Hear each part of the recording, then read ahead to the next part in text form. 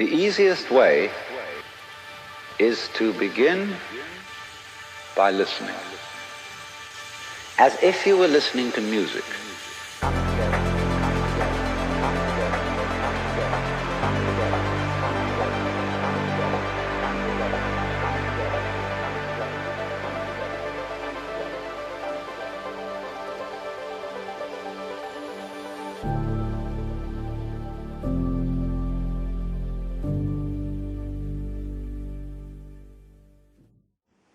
Hello again folks, as I promised on the last video, I'm going to do a little update to the 12 volt power system today by adding a new gadget to it. I've still got plenty of space inside for wiring, and there's a gap here that's still in need of another gadget or two, so why not, eh? What I need then is a donor gadget, and this is what I'm going to be ripping apart and integrating into the system. An iPhone speaker dock with a 12 volt power input, which, let's be honest, makes it a prime candidate for a modification.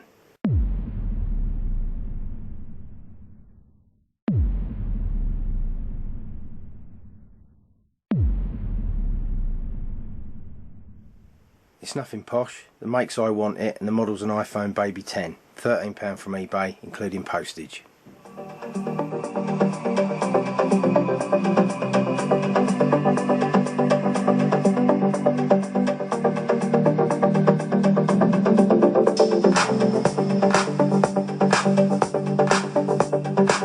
The sound quality seems pretty good, so I've got high hopes for this being a worthwhile add-on, but I will still have to test it again when all the components are stripped out to see if it still sounds good enough to warrant chopping more holes in the power box.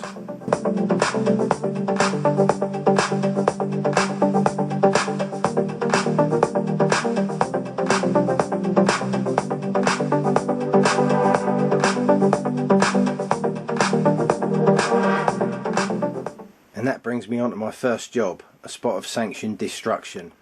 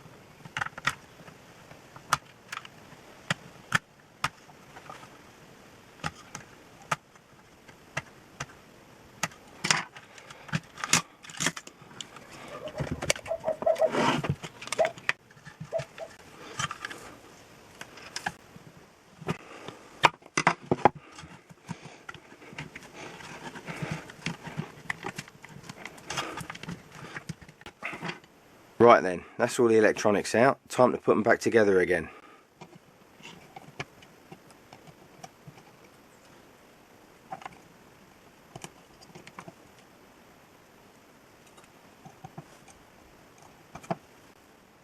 Fingers crossed it hasn't been a complete waste of time. Yes. Here goes the sound test. I'm expecting maybe a bit of a reduction in bass, but as long as the clarity's there and it's not too tinny, I'll be happy.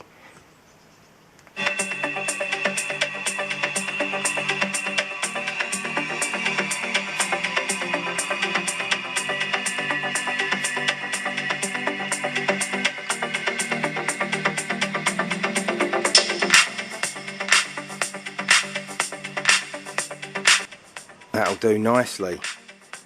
Before I get stuck into the build, here's a quick audio comparison between the original device and the stripped down parts.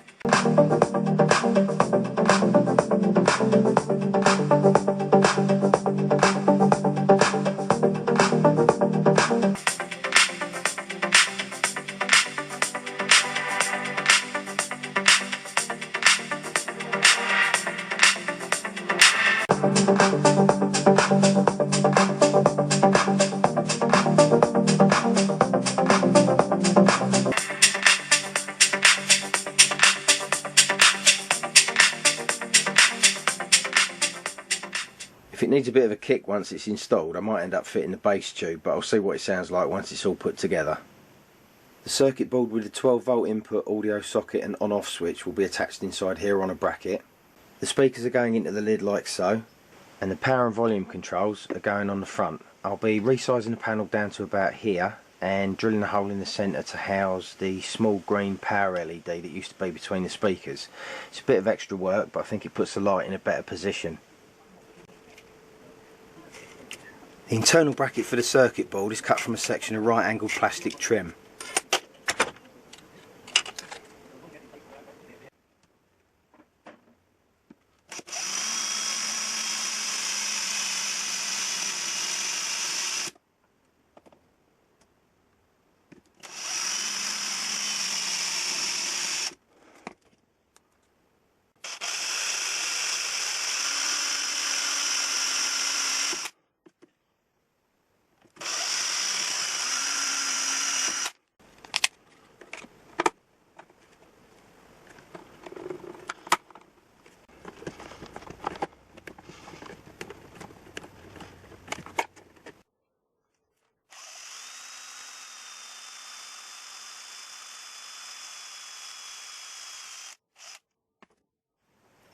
For the speakers, I wanted something pretty substantial to protect the cones and not just reuse the fabric that was on the original phone dock, so I bought a couple of proper mesh grills. Another eBay bargain, £3.48 for a pair. These were the closest match I could find for the speaker mounting measurements, with a difference of a few millimetres. I did have to drill out the speaker holes so they'd line up better. But now, the bolts will go straight through the grills and the speaker surrounds and hold them in place on either side of the lid.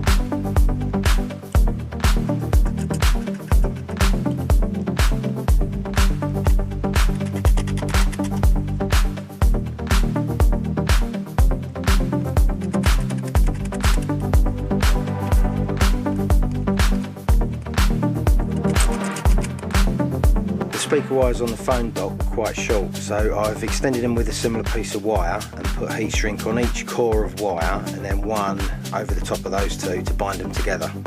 The connectors at the speaker end are female spade connectors, again just with a bit of heat shrink to finish them off nice.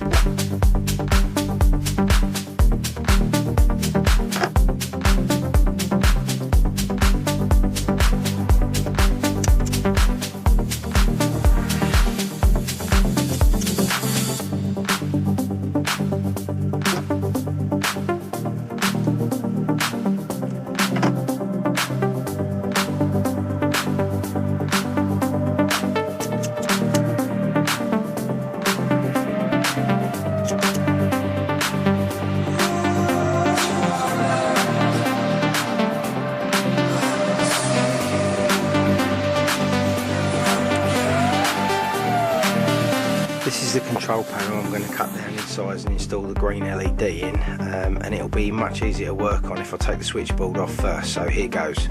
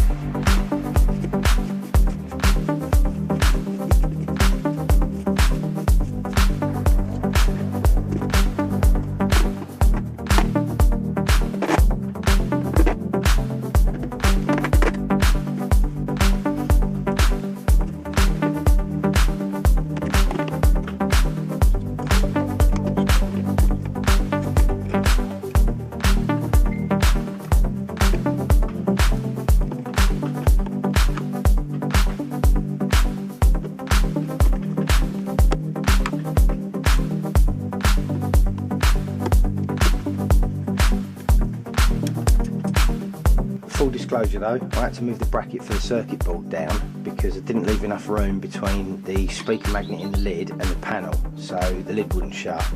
Never mind, it's all sorted now, and if I'm really lucky I've got room for one more gadget on the front, so these two holes here may come in handy for that, but we'll see.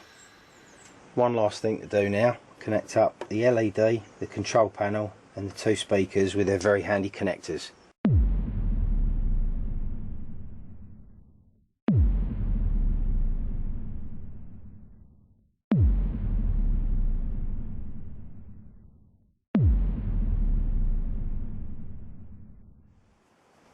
And that, as they say, is that 12-volt power system with music on tap.